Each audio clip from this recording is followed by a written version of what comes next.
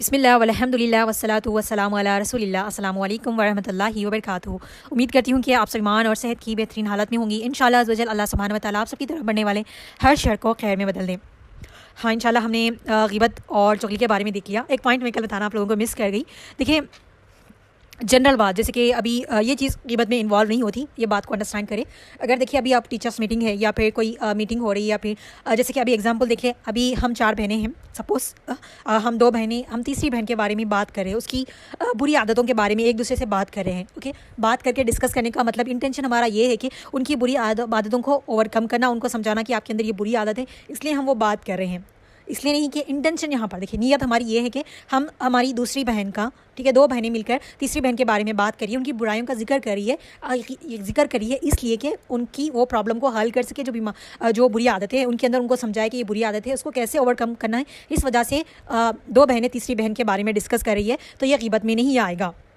Okay, और इसी तरह टीचर्स मीटिंग होती है, टीचर्स मीटिंग्स में भी स्टूडेंट्स के बारे में पूछा जाता है कि बच्चे कैसे पढ़ रहे हैं, किसकी बुरी आदत है, ये सारा कुछ, तो वहाँ पर ग़ीबत नहीं होती। वो इसलिए बोला जा रहा है ना कि उनकी इस्लाह कर सके, उनको तरबियत कर सके, उनको समझाया जा सके कि ये रॉन्ग है। ओके, अगर अच्छी नीयत से हम किसी की बुराई के बारे में डिस्कस कर रहे हैं ताकि हम उसकी इस्लाह कर सकें, ओके, उसका फ़न बनाने के लिए नहीं, उसका मजाक बनाने के लिए नहीं, अपने टाइम पास के लिए नहीं, बल्कि किसी का भला करने के लिए अगर हम उसके बारे में डिस्कस कर रहे हैं, उसकी बुरी आदतों को, उसके अंदर जो भी खामियाँ हैं उसको, तो वो ग़ीबत में नहीं आएगा। इस चीज़ को अंडरस्टैंड करें। ओके, अभी यूजुअली हम भी कर रहे होते हैं ना, टीचर्स के फलां स्टूडेंट ऐसे कर रहा है वैसे कर, ताकि हम उसको समझा सकें कि क्या चीज़ें हैं। हम सब टीचर्स हो, कहीं भी हो, घर में पेरेंट्स भी हो, अपने बच्चों पे फोकस कर रहे होते हैं। अपनी 4 बहन, घर में अगर 4-5 लोग हैं, ओके, तो वो एक ही बात दूसरे से पूछने लगते हैं कि उनका कैसा बिहेवियर, क्या कर रहे हैं, क्योंकि वो उनके उसके बारे में ना इन्फॉर्मेशन लेना चाह रहे होते हैं कि वो सही रास्ते पे चल रहा है कि नहीं चल रहा, कोई गलत कामों में इन्वॉल्व हो गया तो हम उनको समझाएं। ठीक है, ये ग़ीबत और चुगली में नहीं आता। और एक चीज़ हमेशा लाजमी याद रखें, जब आपसे कोई किसी के बारे में कुछ पूछे, उनकी इस्लाह करने के लिए, आपको पता है कि सामने वाला इसलिए किसी के बारे में पूछ रहा है कि वो उसका भला चाहता है। ओके, अभी मैं आपसे किसी के बारे में पूछ रही हूँ, आपको पता है कि मेरा इंटेंशन किस लिए पूछ रही हूँ मैं, कि मैं उसकी हेल्प कर सकूँ, उसकी मदद कर सकूँ, उसकी इस्लाह कर सकूँ, तभी आपने उसके बारे में बताना है। अदरवाइज़ आपको सामने वाले पे थोड़ा भी डाउट हो कि सामने वाला किसी के बुराइयों के बारे में, किसी के खामियों के बारे में इसलिए पूछ रहा है कि वो उससे उसका फ़ायदा उठाए, तो तब आपने कभी अपने ज़ुबान से किसी के बारे में भी ना बुरा अल्फाज नहीं निकालने। अगर आपको पता भी है तब भी आपने नहीं करना, क्योंकि हम गुनाह में इन्वॉल्व हो जाते हैं। समटाइम्स ऐसा होता है कि कुछ लोग बहुत ज़्यादा स्मार्ट होते हैं, सामने वाले को फूल बनाकर फिर उनसे इन्फॉर्मेशन लेते हैं और उसका मिसयूज़ करते हैं। यूजुअली ये वर्क प्लेस में यहाँ पर नज़र आता है, स्टूडेंट्स में। ठीक है, अभी तो हम ऑनलाइन पढ़ रहे हैं, वो वाला सीन नहीं है अल्हम्दुलिल्लाह, तो वो सारी चीज़ें नज़र आती हैं। अगर आप अनइंटेंशनली, आपको नहीं पता था सामने वाले का क्या इंटेंशन था, आपने अच्छी नीयत से किया, तो आपको इसका कोई गुनाह नहीं होगा। लेकिन हमेशा कभी भी किसी के बारे में कुछ भी बोलने से पहले बहुत सोच समझ कर दूसरों को बोलना चाहिए। ओके, और क्या चीज़ ग़ीबत में इन्वॉल्व नहीं होती मैंने बता दिया। और कैसे पता चले कि हम किसी की ग़ीबत में इन्वॉल्व हैं। ठीक है, चुगली में तो वो इंटेंशनली होता है। ओके, तो ये अब 3 क्वेश्चंस मैं आपको बताऊंगी, वो आपने खुद से सवाल करने हैं और ये दोनों पे अप्लाई कर सकती है। पहला देखिए, आप क्या मैं ये बात उस शख्स के सामने भी कह सकता हूँ, यानी कि अगर आप किसी सेकंड पर्सन की बात थर्ड पर्सन के सामने कह रही है। अभी मैं किसी की बात, मेरी एक फ्रेंड की बात ना मैं दूसरी फ्रेंड के सामने कह रही हूँ, मैंने खुद कहने से पहले मैंने खुद से दिल में सवाल करना है कि सफ़िया, मैं जो कह रही हूँ, अब मैं उस फ्रेंड की बात जो अभी प्रेजेंट नहीं है, जिसकी बात मैं अब कह रही हूँ, क्या मैं यही सेम एग्जैक्ट बात जो मैं आप कह रही हूँ, अगर वो मेरे सामने आए तो भी मैं कह सकती हूँ? क्या मैं उस इंसान के सामने भी कह सकती हूँ सेम एज इट इज़ बात? या फिर मैं उस इंसान के बारे में जो डिस्कस कर रही हूँ सामने वाले इंसान से, अगर वो आ जाए, ठीक है, हम जैसे बात करें वो आ जाए, तो क्या मैं उस बात को, जिस इंसान के बारे में बात की, उसको कंटिन्यू कर सकती हूँ? अगर आपका आंसर यस है तो वो ग़ीबत और चुगली में नहीं आएगा। अगर आपका आंसर नो है तो वो ग़ीबत और चुगली में आता है। तो ऐसी बात नहीं करनी, आपने खुद से सवाल करना है, खुद से, कि कुछ भी बोल रही है आप, तो फोकस करें, अपने वर्ड्स पे फोकस करें, अपनी बातों पे फोकस करें कि मैं ये जो बोल रही हूँ, क्या मेरे अंदर इतनी हिम्मत है जो मैं बोल रही हूँ कि अगर वो इंसान मेरे सामने आ जाए तो मैं सेम एज इट इज़ बोल सकती हूँ? नहीं बोल सकते। हम जब ग़ीबत करते हैं ना, तो मोस्टली नहीं बोल सकते, क्योंकि हम उसमें बुराई कर रहे होते हैं, किसी का मजाक उड़ा रहे होते हैं, किसी के सामने उसका मजाक नहीं उड़ाते ना हम। तो बहुत सोच समझ के आपने बात करनी है। पहला क्वेश्चन ये आपने खुद से सवाल करनी है जब भी आप कुछ बोल रही हैं। आई थिंक, मुझे लगता है ना, ये एक सवाल भी हमारे लिए काफ़ी है कि हम इस चीज़ से बच जाएँ। अगर वो आपका सवाल का जवाब ना है तो आपने उस काम को नहीं करना।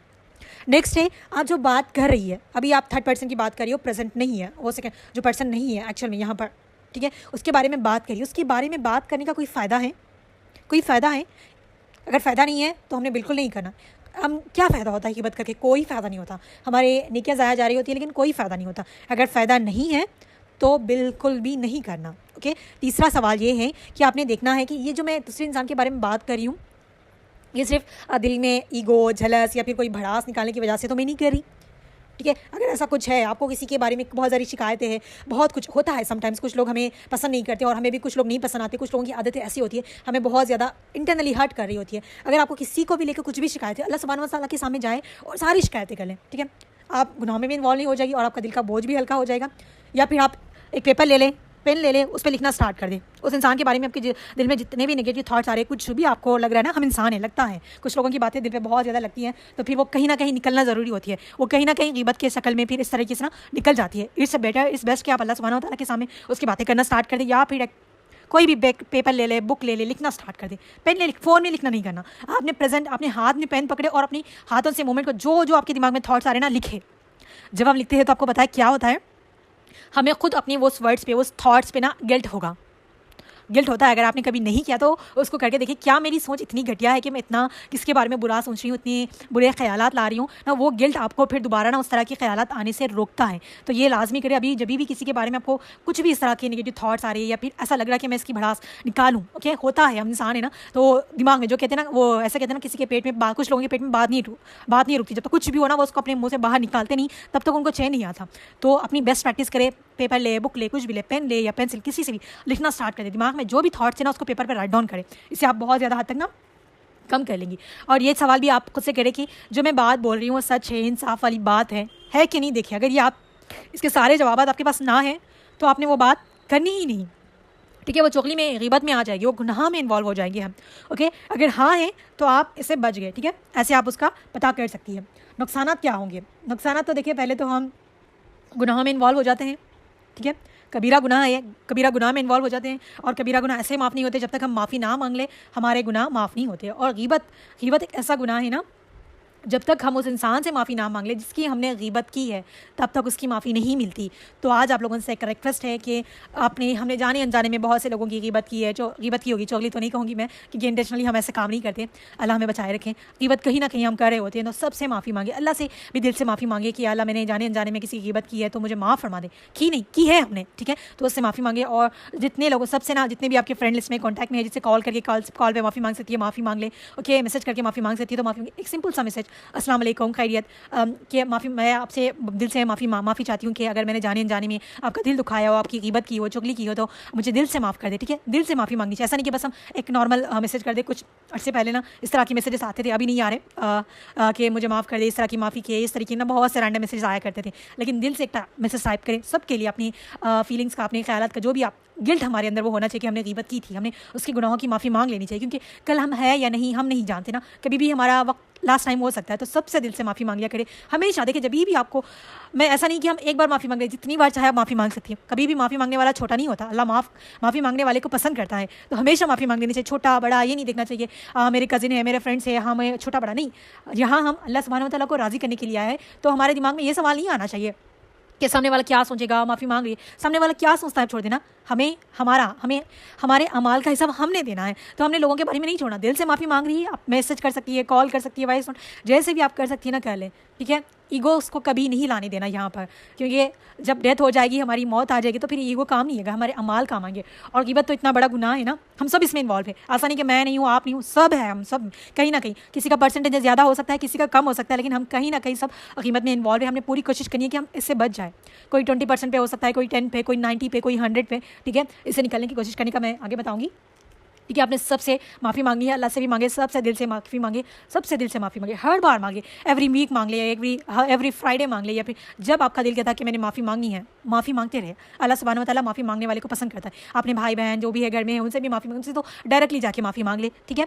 इससे हम छोटे बड़े नहीं होते, माफ़ी मांग ले, ओके, क्योंकि कबीरा गुनाह है, और जब तक हम उनसे माफ़ी नहीं मांगते वो माफ़ी नहीं कबूल होगी। और जो चुगली है, ठीक है, वो तो तौबा करने से माफ़ी कबूल हो जाती है, लेकिन ग़ीबत नहीं होती। और एक हदीस में आता है, मैं और एक हदीस आपके सामने रखती हूँ। आप सल्लल्लाहु अलैहि वसल्लम ने फरमाया, क़यामत के दिन एक शख्स आएगा, उसके पास ना नमाज, रोज़ा और ज़कात होगी, मगर उसने किसी को गाली दी होगी, किसी पर भुतान लगाया होगा, तो किसकी नेकियां, यानी कि किसी को गाली दी, किसी पर भुतान लगाया, या फिर किसी के उसके पीछे ग़ीबत की, ओके, तो उसकी नेकियां उन लोगों को दे दी जाएगी, और नेकियां ख़त्म हो गई तो उनके गुनाह उस पर डाल दिए जाएंगे। यानी कि रोज़े क़यामत, अगर आज मैंने किसी को गाली दी, किसी का बुरा किया, किसी पे इल्ज़ाम लगाया, ओके, सब कुछ किया, आज मैंने दुनिया में उनसे माफ़ी नहीं मांगी और मेरी डेथ हो गई कल को, ओके, डेथ हो गई, और रोज़े क़यामत अल्लाह सुब्हानहू व तआला हमसे हर एक चीज़ का रोज़े क़यामत में हिसाब होगा, एक चूंटी के बराबर भी अगर हमने किसी का हक भी लिया है, किसी का बुरा भी किया है ना, उसका भी हिसाब होगा। अल्लाह सुब्हानहू व तआला के यहाँ हर एक चीज़ का हिसाब होगा। उस दिन क्या होगा पता है? हमारी नेकियाँ, ठीक है, हमारे पास उस दिन क्या होगा? अगर दुनिया में किसी का हमने लॉस किया तो उसके कंपनसेशन में हम पैसे दे देंगे, कोई प्रॉपर्टी दे देंगे या फिर कुछ हेल्प कर देंगे उनकी। लेकिन आखिरत में हमारे पास क्या होगा? सिर्फ हमारे अमाल होंगे ना। तो अगर हमने किसी का दिल दुखाया, किसी की ग़ीबत की, किसी का बुरा किया, तो उस टाइम पे उसके बदले में हमारी नेकियां उनको दे दी जाएगी। अगर हमारी नेकियां ख़त्म हो जाए तो उनके गुनाह हमें दिए जाएंगे, जिससे हमारे दोज़ख में ना अज़ाब बढ़ता जाएगा। जितने हमारे गुनाह होंगे उतना दोज़ख में हमें अज़ाब मिलना है। जब वो अज़ाब हमारे गुनाहों का अज़ाब ख़त्म हो जाएगा तो फिर हम जन्नत में जाएंगे ना। तब जब हमारी नेकियां ख़त्म हो जाएगी, उसके बावजूद भी हमारे गुनाह मौजूद हैं, हमने जो लोगों को देना था, तो फिर उनके गुनाह हम पे डाल दिए जाएंगे, जिससे उनकी नेकियों में इजाफा होगा और उनके गुनाह कम हो जाएंगे। तो इस चीज़ का लाजमी ख्याल रखें। कुछ भी किसी के बारे, किसी को गाली देना, किसी को बुरा कहना, किसी पे इल्ज़ाम लगाने से पहले आपके सामने ये चीज़ होनी चाहिए कि मेरी नेकियां, हम करते ही बहुत कम नेकियां हैं, क्योंकि हम तो इंसान हैं, हम तो एक इंसान तो गुनाहों का पुतला होता है, हम तो गुनहगार बंदे हैं, हम बहुत मुश्किल से हमारी नेकियां होती है, हम उसको भी ज़ाया कर देते हैं ग़ीबत में, चुगली में। तो उसको हमने नहीं करना। ये एक चीज़ अगर आप अंडरस्टैंड कर ले, समझ ले, कुछ भी बोलने से पहले कि मेरी नेकियां उसको जली जाएंगी। हम क्यों देख किसी को मुफ्त में हमारी नेकियां, हम इतनी मेहनत से उस नेकियों को कमा रहे हैं ना। इस चीज़ को अंडरस्टैंड करें और इस चीज़ को समझ लें, तो हम इस चीज़ से बच जाएंगे इंशाल्लाह। ठीक है, तो नुकसानात बता दिया मैंने, कैसे पता चलता है बता दिया, और ये कबीरा गुनाह ये भी बता दिया मैंने, और कुछ मिस हो गया है। ठीक है, तो इंशाल्लाह मैं कल आपको इसके बचने का और भी तरीके बताऊंगी। ये चीज़ अपनी माइंड में अगर हम ये एक चीज़ भी रख लेना कि हमारी नेकियां उनको ट्रांसफ़र हो जाएगी, और तब तक हम उनसे माफ़ी नहीं मांगेंगे, तब तक हमारे गुनाह माफ़ नहीं होंगे, तो ये चीज़ हमारे लिए काफ़ी है कि हम अपनी ग़ीबत को, अगर हम इसमें इन्वॉल्व है तो काफ़ी हद तक कम कर सकते हैं। ठीक है, अल्हम्दुलिल्लाह मैं इतना तो इन्वॉल्व नहीं थी इसमें, क्योंकि उतना टाइम ही नहीं होता था मेरे पास।